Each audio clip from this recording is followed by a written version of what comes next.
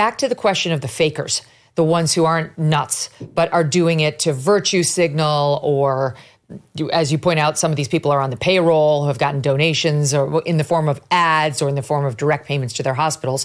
Here's NPR's Alisa Chang doing an interview with Senator Klobuchar, who's the Minnesota senator, on this issue yesterday.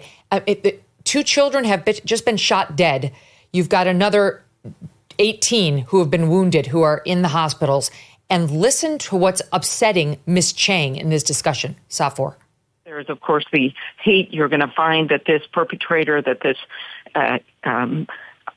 horrific offender, that it was all-purpose hate, right? He hated a lot of different groups. It wasn't one ideology or another. We're going to have to leave it there. That is Senator Amy Klobuchar of Minnesota. Thank you very much for taking the time to speak with us. Thank you for thinking of us. Thank you. And just a point of clarification, Senator Klobuchar referenced the shooter as he. Although police have identified a suspect, it's still unclear at this time what that person's gender is or how they identify. Oh, my God, Matt.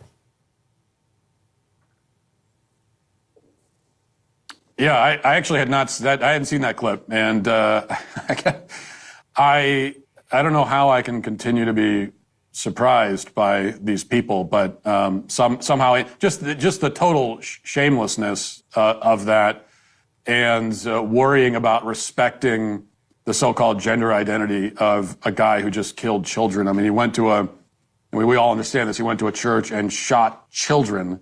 So you're dealing with, that's the most evil you can possibly be. That is the absolute depths of evil.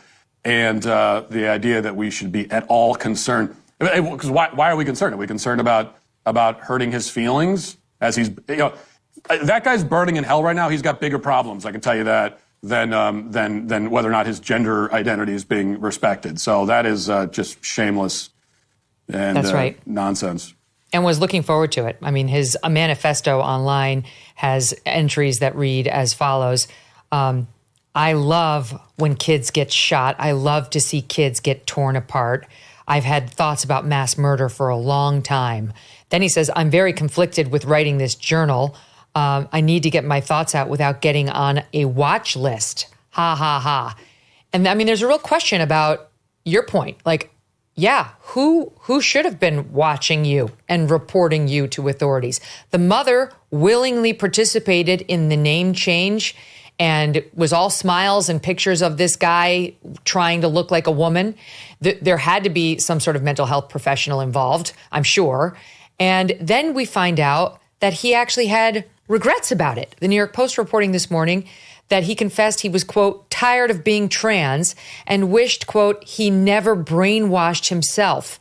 In this manifesto that was posted online, wrote, quote, I only keep the long hair because it's pretty much my last shred of being trans. I'm tired of being trans. I wish I never brainwashed myself. I can't cut my hair now as it would be an embarrassing defeat. And it might be a concerning change of character that could get me reported. I will probably chop it on the day of the attack. So what does that tell us? Well, I mean, it tells us, among other things, just the total dereliction of duty on the part of whatever group of so-called mental health professionals he had been consulting, and we can assume that there were plenty. I mean, this is someone who, and we find this very often. Also, this is another common thread with these mass shootings. What you find is that whether this is a trans person or not, very, very often they're on psychiatric medication. We don't know if this guy was on psychiatric medication. I think it sounds like pretty good possibility he was, but there's very often that's the case. And also very often these are people who are very much, they have therapists, they have psychiatrists, they're in that whole world. And yet when and now of course it's with hindsight because we're only aware of these people in the public after they commit the heinous act, but still it's like if I had seen that guy a week ago and had a 5-minute conversation with him, I could have immediately known, like, this is a dangerous person. I mean, this is a disturbed and potentially dangerous person. It leaps off the screen at you. Even if you didn't have the benefit of hindsight, I think any of us could. And so the question is always, well, where were whatever therapist, whatever counselor, what were you doing exactly? What was happening in these sessions?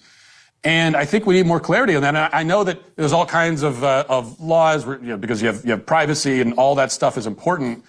But I think we need some changes of policies, because when this sort of thing happens, we need to know what psychiatric drugs, if any, was the person on, and which medical professionals was this person consulting. We need to know these things, and I think that needs to change.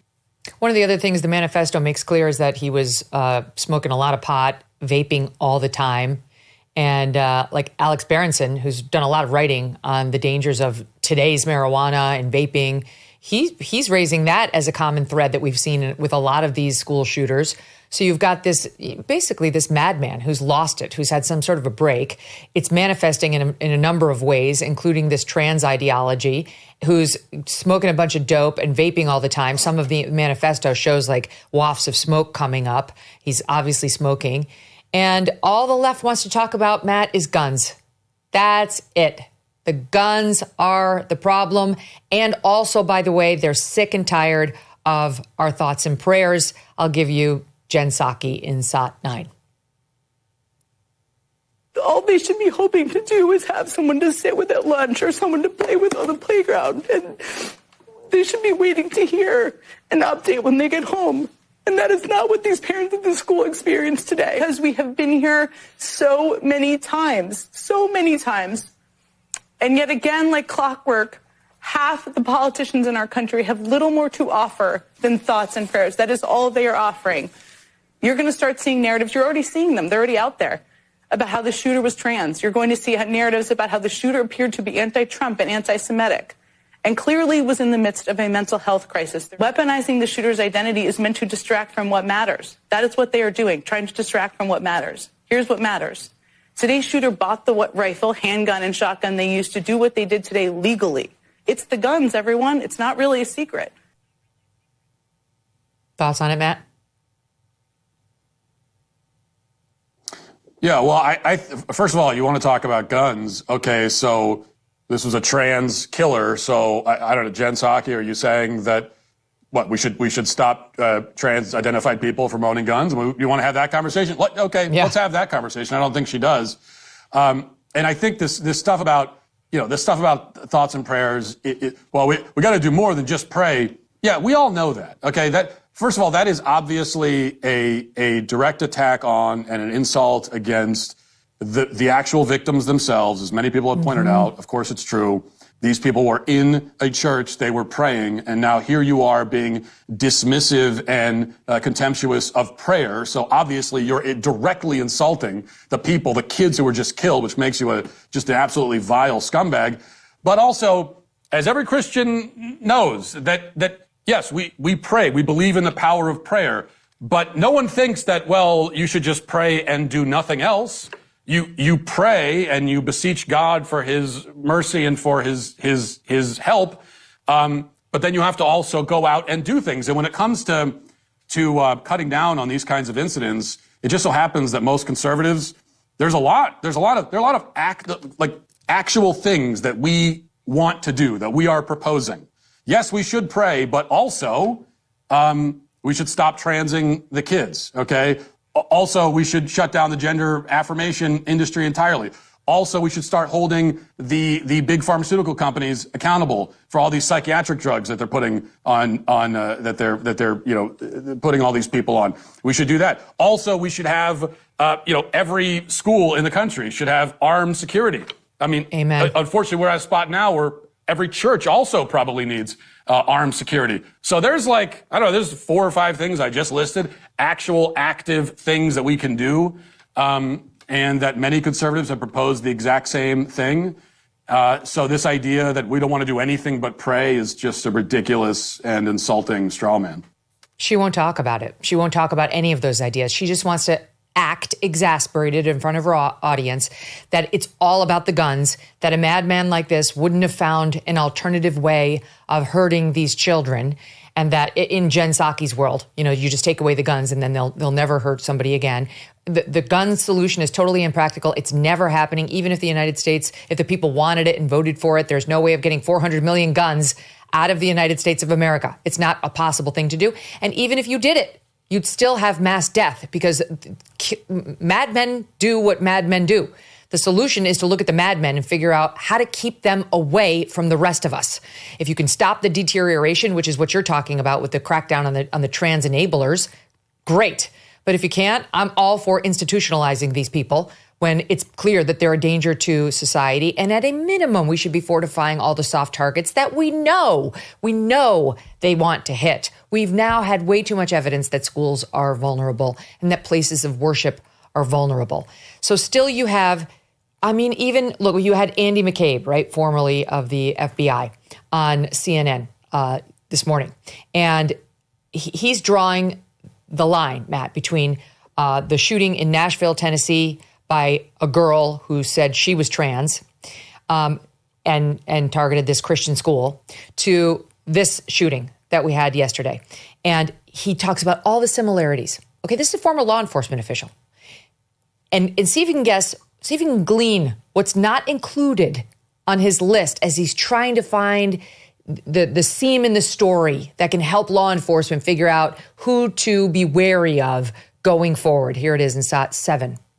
I haven't seen the manifesto, so I can't say whether there are specific references to the 2023 Covenant School shooter in Nashville. But if you look at that situation and this one, there are remarkable similarities. So both were in their 20s, both targeted religious schools that they formerly attended.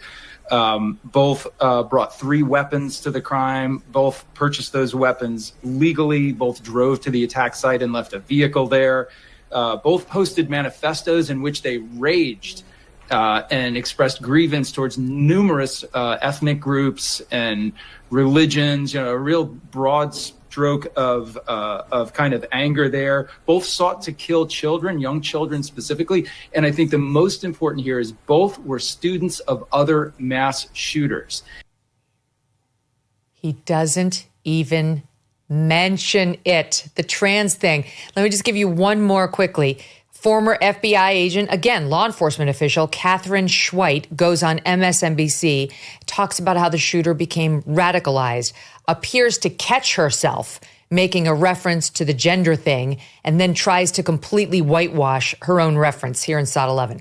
Likely stopped communicating with other people. They began to withdraw and change their appearance. And I don't mean change their appearance like you might hear. I understand at least early reporting is that we have someone, who is female, but presents as female but was male. So I'm not talking about that kind of change appearance. I mean the clothing, the dark, the jackets and things like that. People begin to say, hey, what is going on with this person around me? We're not doing a good job of looking for that type of thing. What a liar. What a liar. She did mean the trans thing. She just caught herself. Oh, we have to look for people changing from tan jackets into black jackets. That was a bunch of bullshit. What horseshit, Matt? She caught herself because she had a moment of saying what was real and then realized she couldn't say that on MSNBC. And Andy McCabe doesn't even mention it as a possible factor to be considered. But the left wants to condemn the right for thoughts and prayers and wanting to do nothing. Yeah, it's completely ridiculous. The good news, though, is that, well, those 2 clips you played, right? They're all over X right now. They're all over social media. And Andrew McCabe might not want to acknowledge it, but a lot of people, millions of people on social media are happy to say, oh, you don't want to acknowledge it, but I'll let you know the one thing you forgot. So the good news is that this is the game these people want to play by ignoring the obvious reality. But it's not working. I mean, it worked like 5 years ago, but it's just not working anymore at all. And the trans agenda in general is losing in pretty much every facet of life. What will the effect of the sparring between President Trump and the Federal Reserve be? Can the Fed take the right action at the right time, or are we going to be looking at a potential economic slowdown? And what does this mean for your savings? Consider diversifying with gold through Birch Gold Group. For decades, gold has been viewed as a safe haven in times of economic stagnation, global uncertainty, and high inflation. And Birch Gold makes it incredibly easy for you to diversify some of your savings into gold. If you have an IRA or an old 401k, you can convert that into a tax-sheltered IRA in physical gold, or just buy some gold to keep in your safe. First, get educated. Birch Gold will send you a free info kit on gold. Just text MK to the number 989898. Again, text MK to 989898 and consider diversifying a portion of your savings into gold. So if the Fed cannot stay ahead of the curve for the country, at least you can stay ahead for yourself. Thanks so much for watching. If you like what you just saw, hit the subscribe button for more clips and full episodes.